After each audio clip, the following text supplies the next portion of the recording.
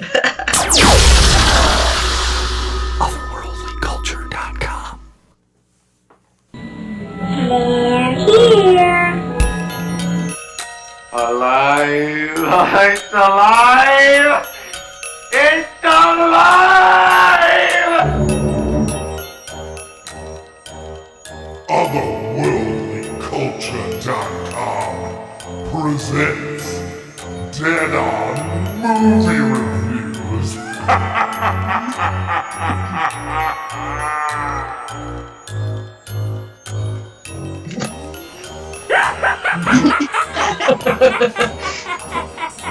Was I not supposed to laugh? Sorry. Salutations and mutilations. You're listening to Otherworldly Culture presents Dead On Movie Reviews.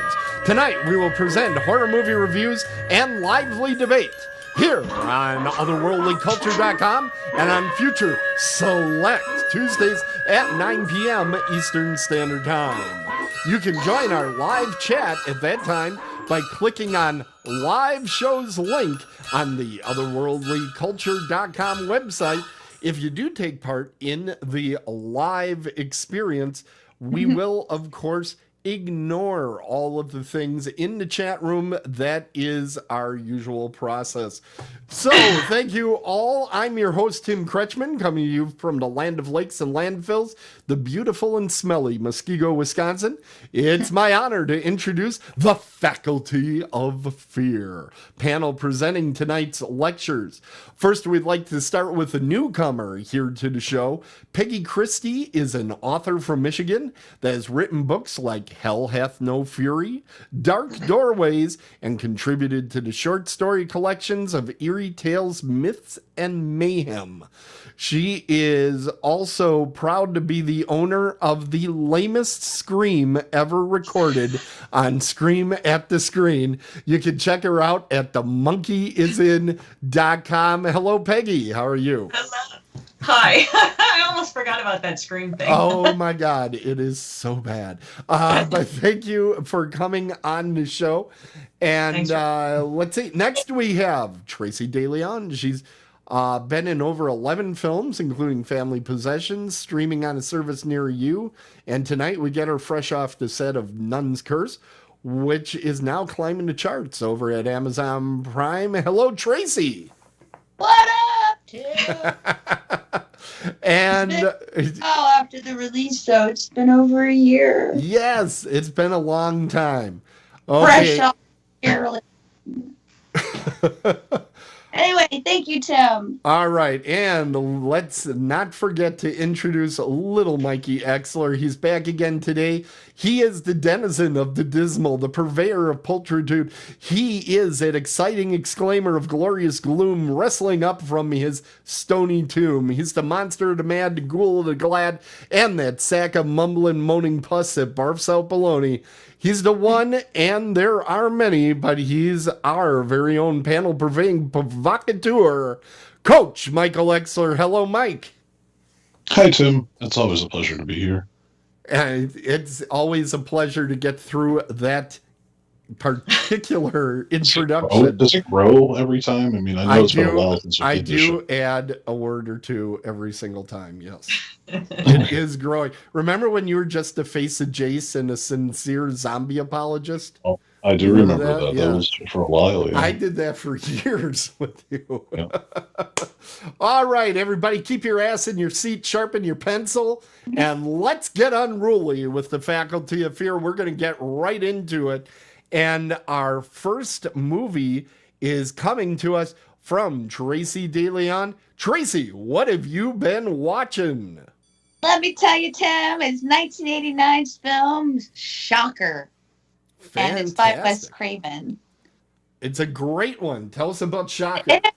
Okay, so it is about a serial killer and the lieutenant's family who is investigating all the serial killings. And it just so happens that this serial killer is an electrician. And what happens is he starts using some sort of black magic electrician voodoo shit. I don't know, man. It's kind of creepy and fun. But as the movie progresses, you start to learn different things that has things to do with this serial killer. For instance, the lieutenant's family isn't just biological. There's some stepchildren's involved, you know? And it turns out maybe one of them stepchildren's happens to be this serial killer's biological children's, you know? So it just gets getting more interesting and interesting the more you watch it. And as you can see on your thing, the effects are glorious because when he is found as a serial killer, he is put in the electric chair, but he is an electrician who does black magic voodoo stuff. So he ends up going into the electrical system through the TVs, through anything that has to do with the electrical. And I won't spoil the ending for you, but it's quite a shocker. Oh, God. Did you really go there? Did you really go there? That saddens me on a level I can't even. Now, I remember this movie was a huge release at the time because Craven directed it, right? Yeah. Yes. And it was right after a night. I think it was right after A Nightmare. Wasn't it? Okay, this is where having Mike on the show helps. Mike, What? when was this in Wes Craven? Did he have another one between this and Nightmare on Elm Street? I think he had maybe one. But I think so can't too. recall. Because I thought Shocker was like early 90s. It's 1989. I looked it up on IMDb because I didn't want to screw that up. But It's important. it goes into the show notes, Mike. That's part of the homework that's done for the show. You know, the part you don't do. No, I don't do those. Listen to the fucking show. Oh, God. Oh, God.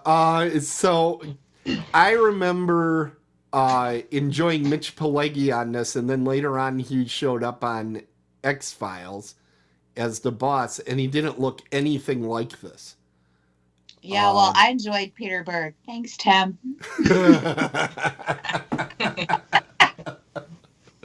Yeah, now he's directing great films like Battleship.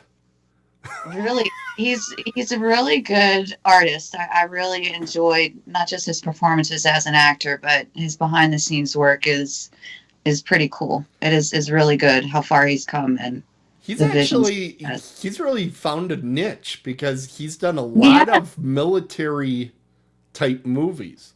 He did that one, what the hell was it with Marky Mark not too long ago out in the desert, Iron Horse or something like that.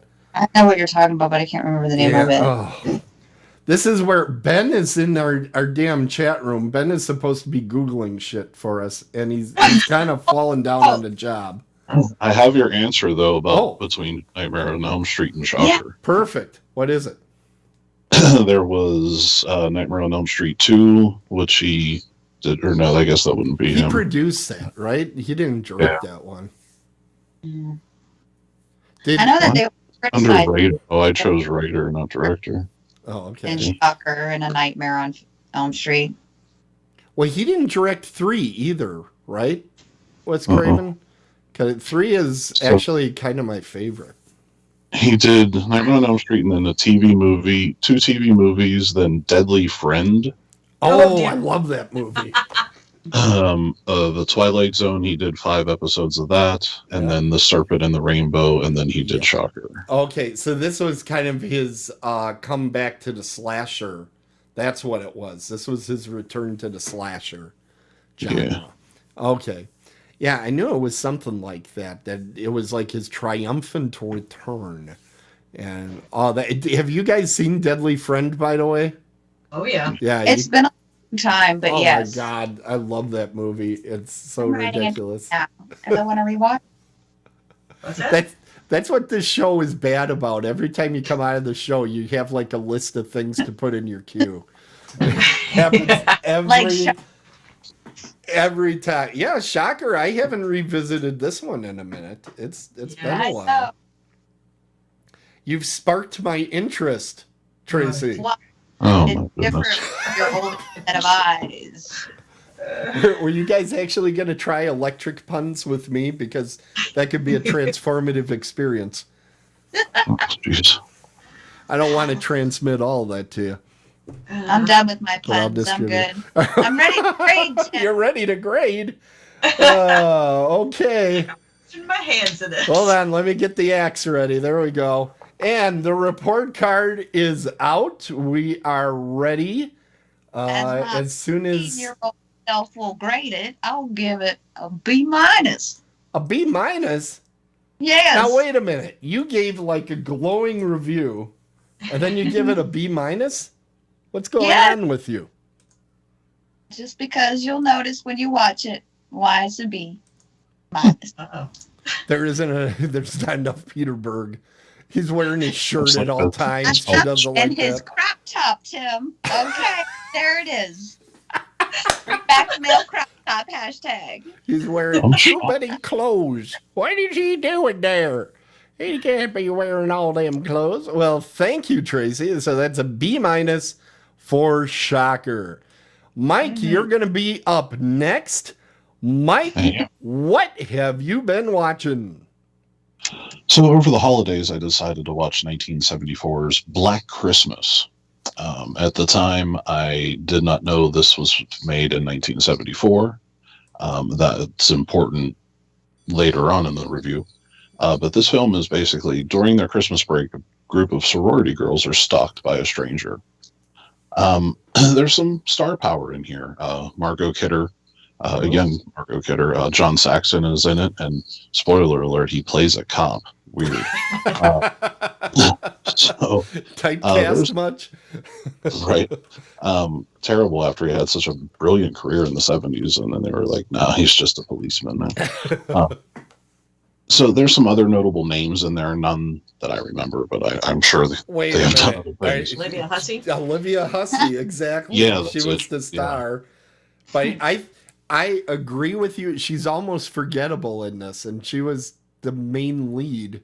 But you remember Margot Kidder, like every moment of her. You remember the phone calls more than anything. I'll get to that in a minute. Isn't Andrea Martin in here? Or is it the remake? The one from SCTV? She's in both. Okay. Isn't that Phil? Yeah. When he plays Phil, she's in the remake too. Okay. Oh, nice. Yeah, she was 2006 remake. She was one of the leads on SCTV all those years. Yeah. Okay. I'm sorry. Go ahead, Mike. It's directed by Bob Clark, who I don't know if you know who Bob Clark is. He's quite a well-known director. Porky's is one of his more famous films. You mentioned this earlier, Christmas Story, Tim. In fact, Porky's is the reason he was able to make Christmas Story. Did you know this? Porky's made so much money that he had enough money to just make Christmas Story however the hell he wanted. So he got like a 40-day shooting period to do it, which that movie should not have had more than 30 days. But he's like, I'm paying for it. Let's go. And he did that. And a lot of people say that's part of what makes that movie so good is he took the time to put it together. So whenever you see A Christmas Story with your friends and family, remember to tell them that movie would not exist had it not been for Porky's. Nice. The little trivia, has anybody ever seen the film first off before I go on? Absolutely. Yes. Yeah. Okay. Margot Kidder was drinking a lot in the film, and it's actually a little known fact that she demanded that she drink for realism while on set. That became an earmark of her life, wasn't it? It's crazy. She really did live by that. So method actor. Right. The method is get wasted, blast off. I was watching this film, and it's very atmospheric. It's very, it's well shot. It's well done, well lit. All of that kind of stuff. It knows how to build tension when it needs done. I was watching it and I was like, holy shit. I was like, not knowing it was 1974, I was like, why did this director just steal Halloween off of the screen, not knowing that it was made prior to Halloween ever being made? So as I was going on, it just got more and more like, holy fuck, I'm watching Halloween, but it's Christmas time. It's the POV shots, Right. with the heavy breathing. I wrote these all down. I actually did research for this too. Holy cow! Right. I'm writing certain it down. Camera angles, the POV shots of killers stalking women, all that type of sort. Young girls being stalked in the suburbs on a holiday. I mean, it was just all kind of crazy, and not just the similar type story, but the way it was shot was really tripping me out.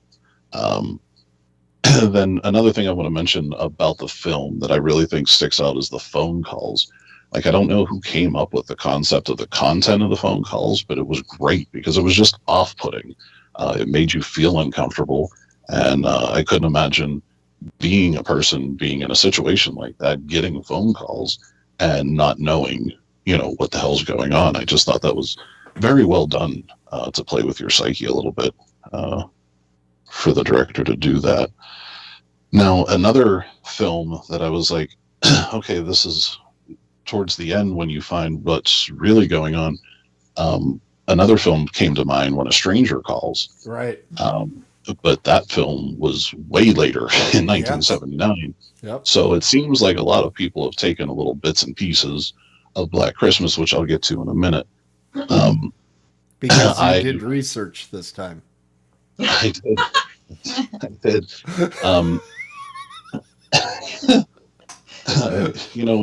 One time in 9 years, I had to do something. That's nice. Thank you for picking today.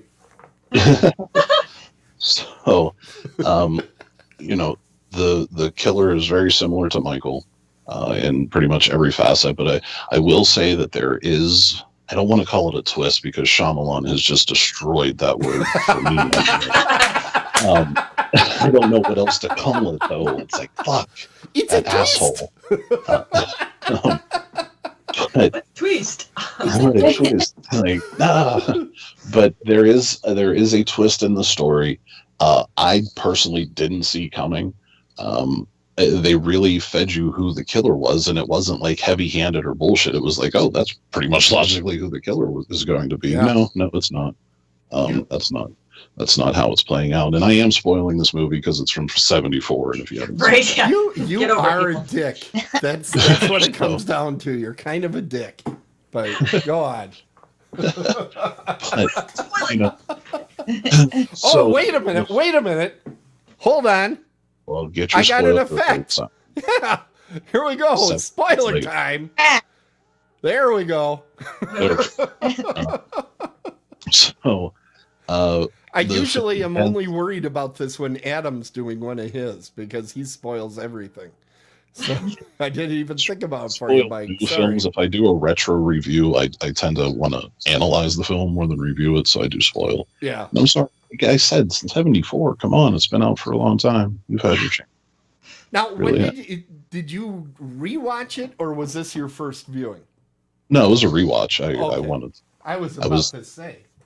Yeah, no, I was in a little bit of a Christmas horror, mood, and I just picked out several movies, and that was one, and that's the one I enjoyed the most, also.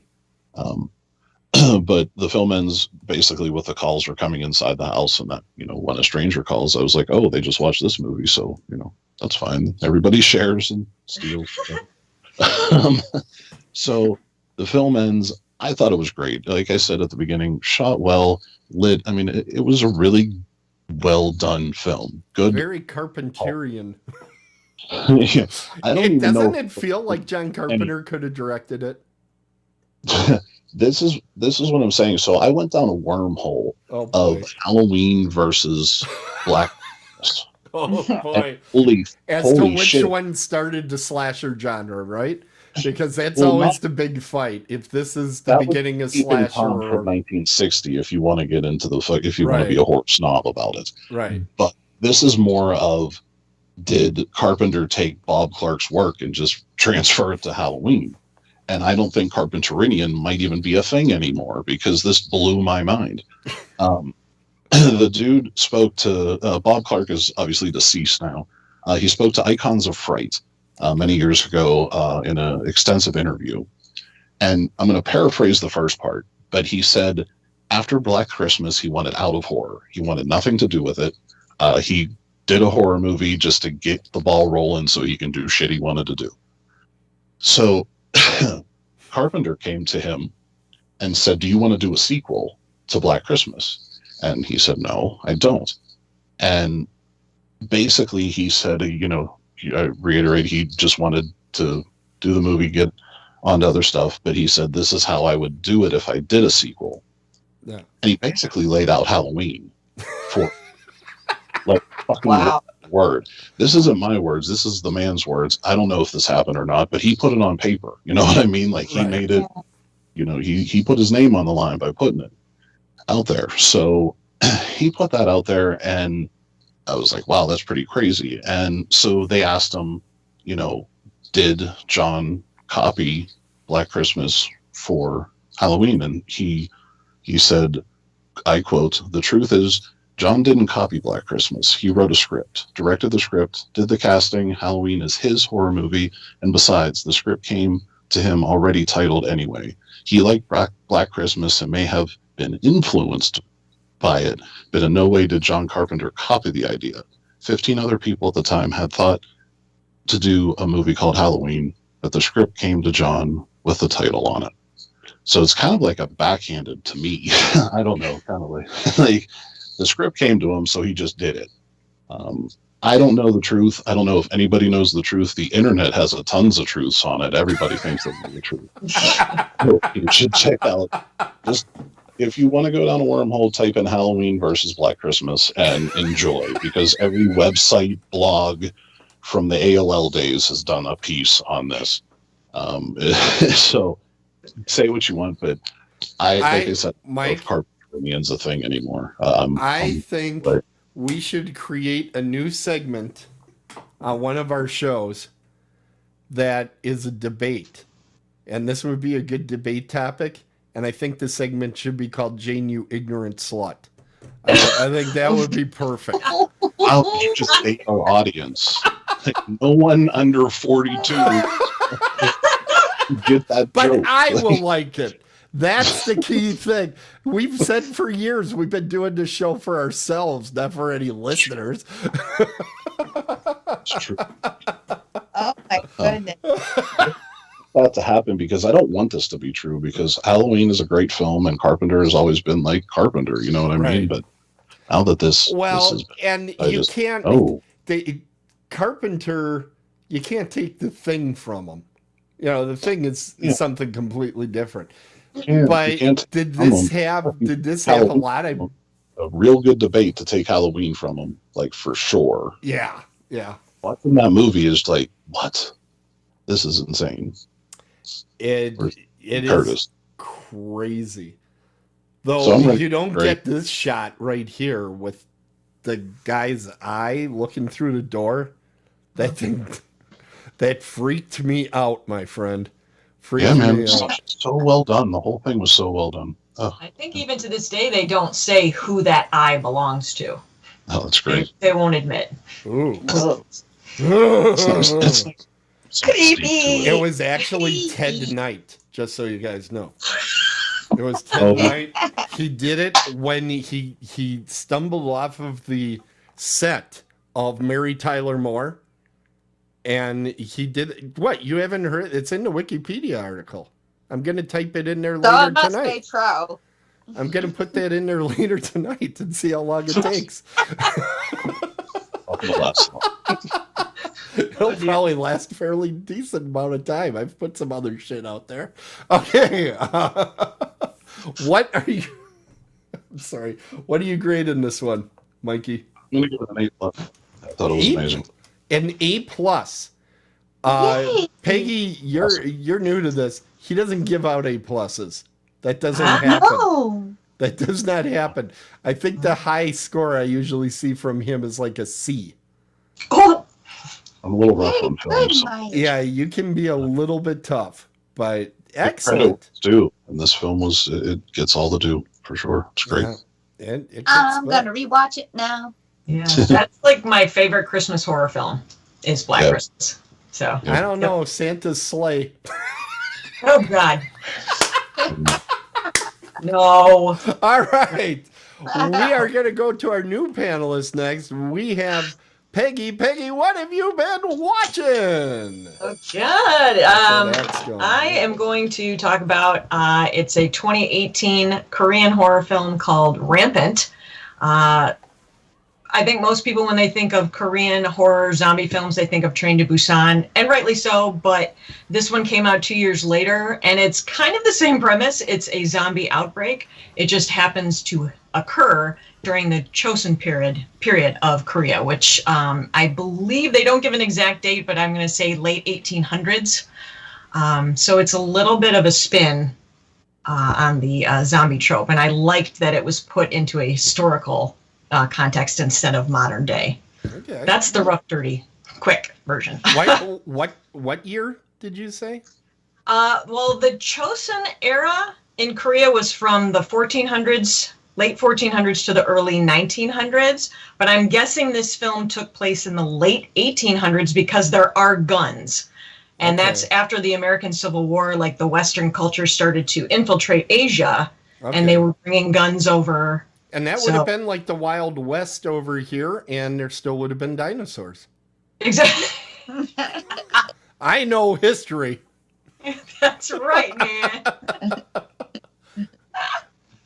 No, I always find it interesting what was going on. In our country, we had the Wild West, and I know in Germany, they were still building castles. So I always find it interesting, the different cultures, where they were at that particular time, because you didn't have the instantaneous communication and transportation that we have these days.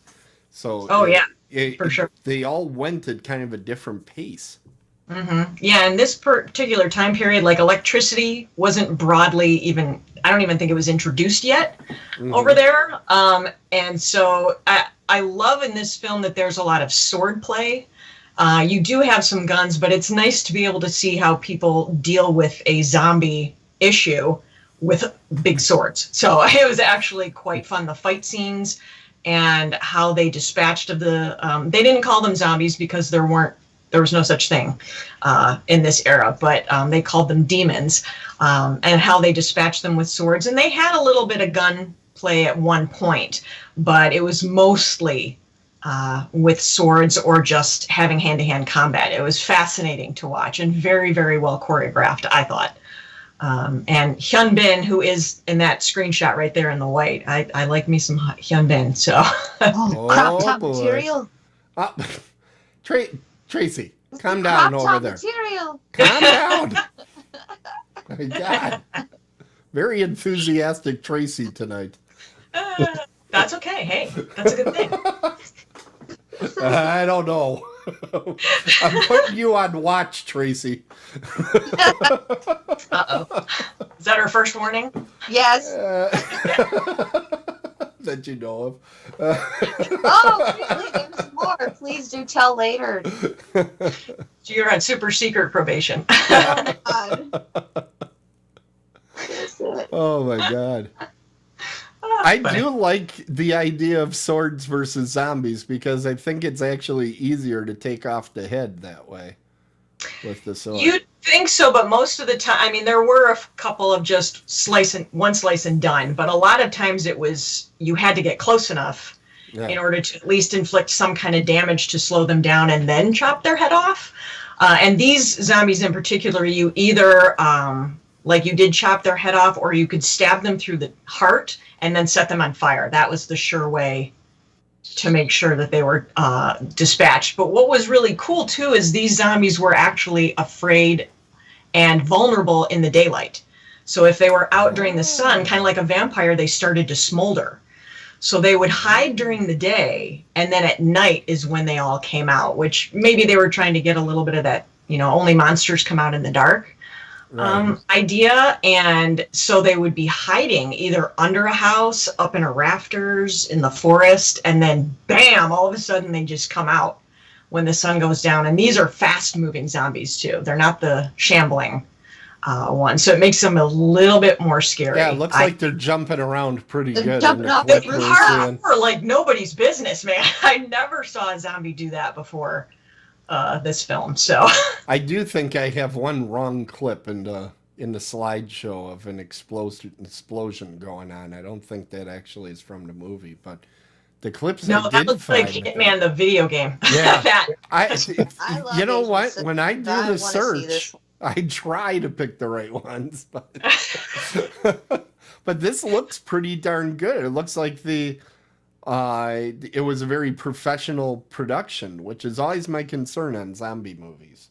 Yeah, so many it's cheapies. almost, it had almost kind of like the Hollywood big budget feel Neat. to it, and they did have actually some huge star power. Hyun Bin is a huge star in South Korea. So is Jang Dong-gun, who played the Minister of War. The guy who played the king, Kim Wee-sung, I think he's been in a bunch of stuff. He was actually in Train to Busan, if you have seen that. He was the asshole in the business suit, which I thought was kind of funny. But yeah, the production value is fantastic. The acting is top-notch. Cinematography, everything about this is just so well done. I mean, there's a few tropes and cliches. You have the reluctant hero.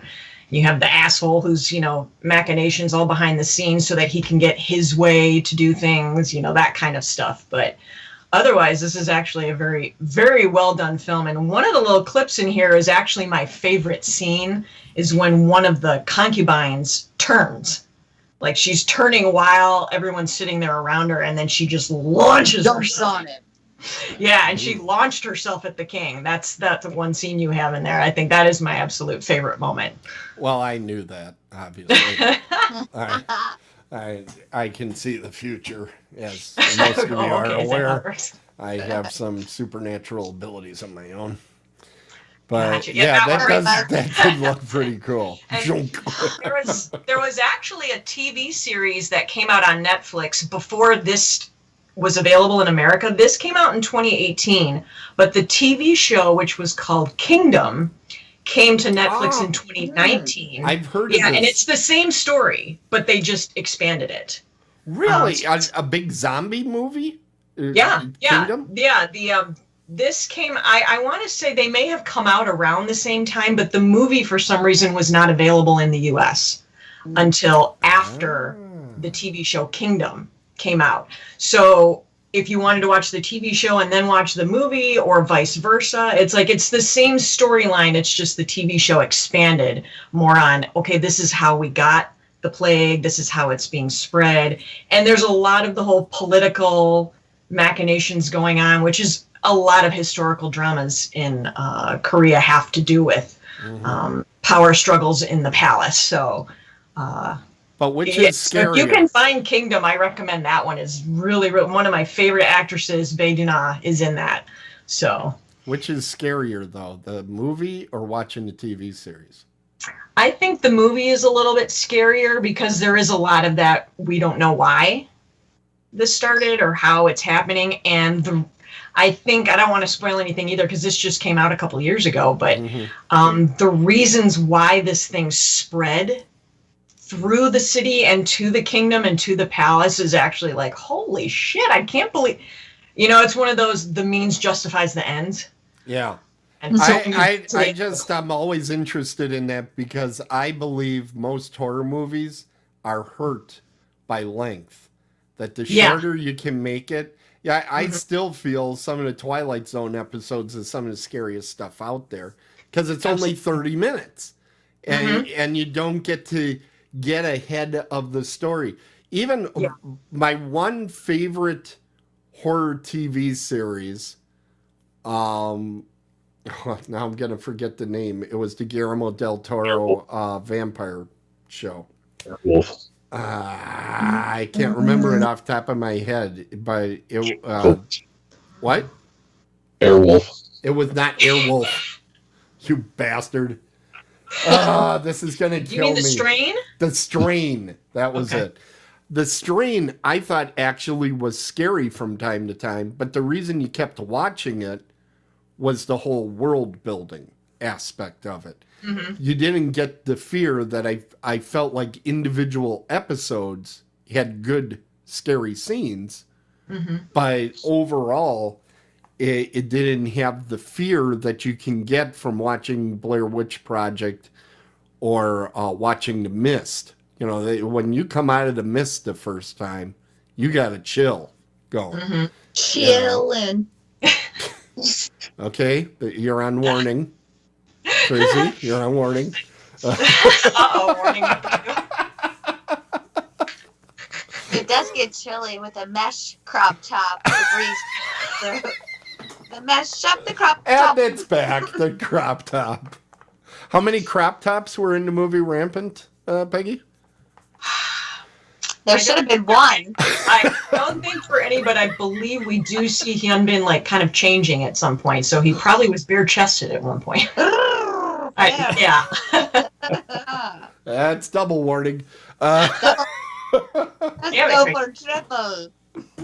All Tracy, right. you and I will do our own show about male nudity and crop tops. Let's do it. You know what? We have room for it on our website. There's a demographic out there. Lord Make knows it we get an happen. idea around here. We start a show. Though I do want to launch Jane, You Ignorant Slut before that. It'll be like sweater weather. You're going to get hate mail on that, sir. I know I am. Well, that's because people don't know what the reference is. It's because it's 1932. No, it was not 1932. It was not 1932. But there were dinosaurs. Okay, Peggy, is it time for a grading? Yeah, Have we run this off the I rails? think it's time. Yeah, I think it's time to grade it. Yeah, let's get move the on. axe going. All right. Now, what are you rating this film? I'm going to give it a solid A. A solid A. Yeah. Wow. I'm taking away the plus. I would have given it an A plus if there weren't some like cliche trope stuff going on, but as far as Korean horror, this is one of my top faves, so I highly recommend it. Wow. I'm completely intrigued. This show is... It's good. Yeah, it's like, and if you don't mind reading subtitles, which I don't, I like hearing the original language, so Yeah, I don't mind if it's a good film. I'll read it. I don't care. I highly recommend. You know what I've found is I don't mind reading subtitles for horror movies and action movies and stuff like that, but when it's like a drama and they're sitting there and they're talking and they're talking and they're talking and they're talking, I'm like, okay, I need the book. I need the book because this is getting to be too much. I like to have it, moving along. I'm just an American rube when it comes to that. But at least you're not missing any action because they're all talking and you're reading the subtitles. So. That is a problem. I actually just watched an Italian action movie the other day that I couldn't believe the violence in it. It was awesome. But I was like, oh, I missed something. I got to roll back because I was reading, and it was like, Antonio, watch out. I didn't need to read that. What the hell? I know Antonio should watch out. That guy ripped out somebody's eye earlier, All right, so the movie that I am going to do is just come out. It's actually at some, I think, drive-ins. I don't know how many indoor theaters, but it is at some theaters. It is available on Prime for, I think it's $20 right now. But, you can jam 50 people in your house. Well, no, you can't. But if you could, just share your password like everybody else. Girl. Yeah. But the movie is Freaky from 2020. Now, for those of you that don't know the concept is it's a body swap movie. Much like Here Comes Mr. Jordan that came out in the 40s. The one that it's really taking the name from is Freaky Friday from 1976. There were movies in the 80s like 18 Again and Like Father, Like Son, which were horrible. But there have also been good movies. That was amazing. What? Which one? The Dudley Moore Kirk Cameron. Yeah, that's like father, like son. It's terrible. George Burns, too. Didn't George Burns do one? That was 18 again. Yes, Yeah. he did Oh, that yeah.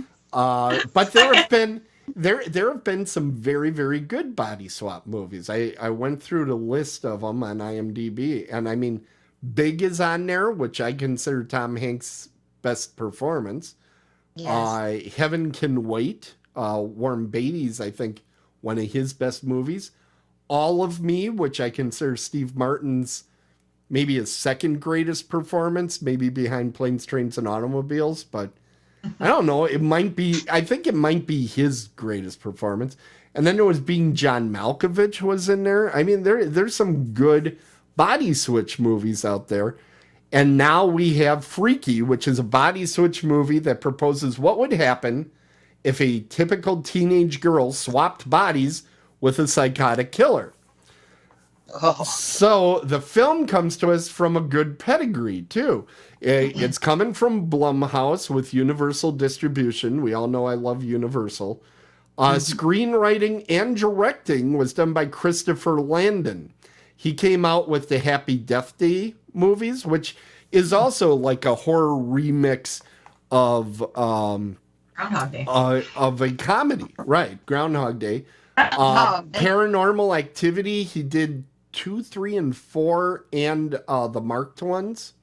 He did The Scout's Guide to the Zombie Apocalypse, and Christopher Landon is the son of Michael Landon, who started his career as a teenage werewolf, if you remember. So it's kind of a fun fact. He casted, I think the casting was key here, he casted Vince Vaughn, and he checks both boxes. He has the comedy chops, obviously. Everybody knows him from movies like Wedding Crashers and Dodgeball. But he is also a physically imposing man. He's 6'5", as Mike will tell you. He doesn't get frightened of Chucky because he just isn't physically imposing. Well, Vince is physically imposing. And a lot of people forget that this is not the first time Vince Vaughn played a psycho. Mike, do you want to remind everybody what movie he played a psycho in? Yeah, the direct shot-for-shot remake of Psycho. Of Psycho by Gus Van Sant. I will stand by that film all day, and I will stand by his performance as... He did really good. I don't think it's better than Anthony Perkins, but I think his performance is as good as. Yeah, I mean, it's just, it's different. It's updated. It doesn't discount the first one. It's good. No, I prefer Janet Leigh to Anne Heche, but that is because, sorry, I'm a man. But it's just... But there are things that I like better in one versus the other, but I think it was a very interesting experience, and Vince Vaughn frickin' kills it. He kills it in that movie. So he's perfect casting for this. Then, leading the predominantly young cast, because they spent all the money on Vince, they had a very young cast, but they casted a young lady by the name of Catherine Newton to play the body swap I guess. I think this is the movie that she can make 10 more movies. This is probably the movie she's going to be remembered for. Her performance is as important as Vaughn's. Because in the opening, when she's still herself, she really gets you to invest in that character that Vince Vaughn takes over later on.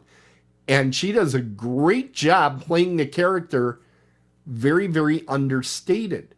Where Vince Vaughn's performance is very showy. It's a lot like Jack Black's in Jumanji a few years back.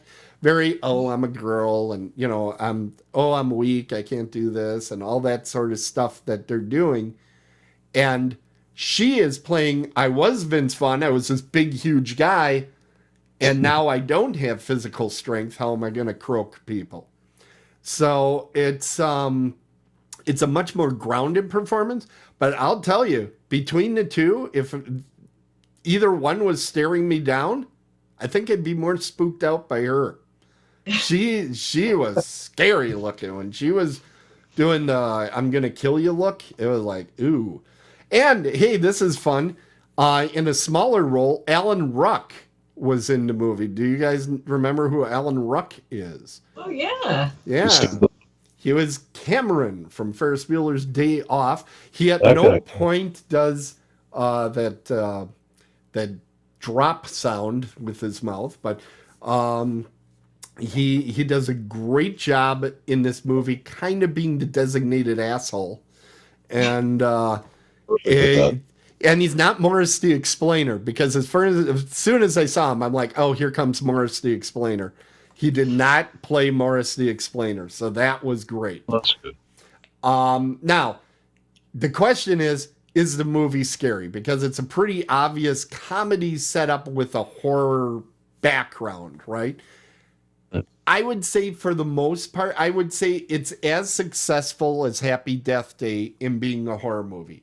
It's not entirely successful. It's not like you come out of there with the sweats or, like I talked about The Mist earlier. It isn't that type of scary film. But it does have violent, gory kills that fill that, the stalker slasher genre. It has some very good suspense and a couple scenes where you're just like, what the shit is going to happen? So there's some pretty cool stuff in here. The one thing I'll say is they tried to put too much in. There is a subplot about the young girl's battle with her mother has a battle with the bottle, and her father had passed away. And that whole subplot, you could have taken the whole thing out. It wouldn't have mattered at all. It added nothing to the psyche of the character. It was just like, okay, this is happening too. It was distracting. The film is only 100 minutes long, which was perfect. The only thing I would say is they could have cut that father-mother subplot out of there. It would have been even shorter, and I think it would have been even better. I am praying that this movie doesn't do so well that they make a sequel. Because if it does a sequel, it'll ruin the whole thing. I mean, how many times can you body swap? It had a $6 million budget. I'm guessing most of it went to Vinny. I know that it doubled the $6 million. So that's a successful film, particularly under the release that it has right now. Yeah. So they might be feeling themselves on this thing and thinking, okay, we can do this. The thing that I would say is it's unfortunate this movie did come out in 2020, because had it held on to January, it might have been the best horror movie of 2021. Unfortunately, I feel The Invisible Man is the best movie still, best horror movie and movie of 2020. But this is solid second position for me. I greatly enjoyed it. I found myself, as I said, I don't want a sequel for this film. I don't want that happening to this movie. I think it would be better if it doesn't happen. But I found myself definitely wanting more at the end of the process. I am going to give it, unbelievable this thing. Here we go. I am going to give it an A. I am not going to give it an A plus. And the reason I'm not giving it the A plus is that father-mother thing. I think that was enough of a misstep that it stays out of that realm. But boy, this is a strong film. I think it's stronger than Happy Death Day, which I thought, now the sequel, I'm not a fan of the sequel, Happy Death Day to You. But just tried too much. And that was another thing where, okay, you did that story. Why are you going back? Right. I think this was stronger than the first Happy Death Day, which I was a real fan of. Yeah, it was a good movie. Yeah, I think this is really good. I'm looking forward to find out what Mr. Landon is going to work on next. There's still some comedy films out there that could go to horror. I don't know which. Porky's comes to mind immediately. There is a sequence in there that would be quite horrific. Police Academy comes to mind as well. What about Highway to Heaven Part 2, even more? Even more highway. Depends who you talk to. It depends who you talk to, because there is some word that Michael Landon was not the nicest guy. So I'm not quite sure. I don't My childhood, dude. But Mr. Ingalls is a nice guy. he did wear a crop top from time to time. Is what I heard. He didn't wear. Hey, sometimes he did. Now, sometimes he did. Oh my God! Okay, the show Young is Michael totally Landon out of did. control. Look it up. Crop top. Okay, we're gonna get into that closing part of the show, where we all hawk what we're doing. I'm going to start with Tracy. Tracy, what are you doing? What should we be watching out for you? TracyDeLeon.com is her website. Yeah, I don't know, man. I'm figuring it out. Well, check out her website for all the juicy details all the time. So check it out. And let's go to Peggy. And you are at themonkeyisin.com. And you have to remember to type the in there. Because I typed in monkeyisin.com, just monkey. That was not a good idea. So make sure you type themonkeyisin.com. What are you up to? Oh dear. Well, first I'm going to go look up that website, and then I actually did just have the monkey an gets illustrated into novel that things. just came out the end of last year called Plague of Man. I have a link to it on my website. My buddy Don England did the art. I wrote the story. Okay. So please go check that out. It's brand new. Fantastic. Then I am. Set up now. Stop. Okay, be careful when you're typing in the web address, folks. Just do it. Okay.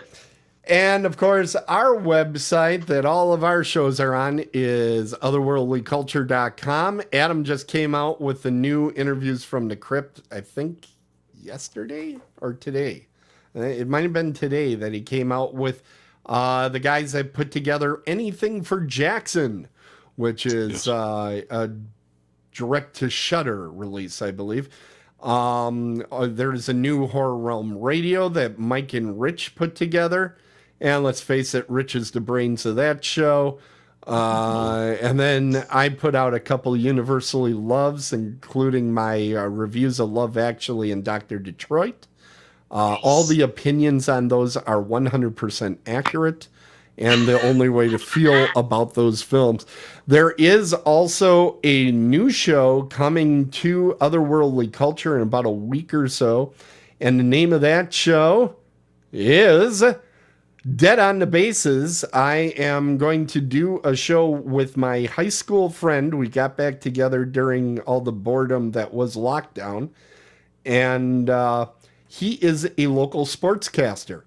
And he hates horror movies. And I said, that's a great show. So I'm going to force feed horror movies on him, and he's going to force feed sports movies on me. And we're going to do reviews on each other's genre films. So nice. I think he's going to run out of movies first. This is the thing I've said very early on. I said I am not watching basketball with Trey Parker. So it's funny as hell. Actually, I actually do like that movie, unfortunately. I think it's going to be the fish that ate, what was it, fish that ate Cleveland or whatever. That's the one that I'll be like, okay, I'm drawing the line. You need Peggy on more. She's fun. Yes, we do need Peggy on more, and I think you've signed up for a few, didn't you, Peggy? I think we were going to do that, and then your computer exploded, so Yes. I've only just signed up for the one, so... Well, we're going to force you to get back on the show. And There will be. Otherwise, we send Mike over, and you can see he's the enforcer. And I'm real little, so okay. Yeah. I got you, Peggy. So yeah, actually, I don't like your chances, Mike. Not if I come in a crop top. Okay, that's it. The show's over. Thank you, everybody, for tuning in. If you have comments about the show, please, that's what the comment area is for. Why don't you type them in there? Let us know what you liked, and if you don't like things about the show, don't tell anybody else. Until next time, hang in there, Pumpkin. Until our next show, and remember, as John Carpenter once said, horror is a reaction. It's not a genre. Who do you steal that from? I don't know. Bob Guys, Just made that shit up. That is horrible that you said that. That is so mean. So true. I can't believe it. You are so mean. I didn't do it. Okay, Oh, where's goodness. our closing didn't run? That's typical. Thank you. Otherworldlyculture.com. Yeah, we can talk over to you. This is just so the people on YouTube. Is anyone in the chat room? I see the little notification, but I'm afraid to click on anything because everything will explode as soon as I do that. So Yeah, Ben has been hanging out in the chat room throughout the show and making horrible comments to me.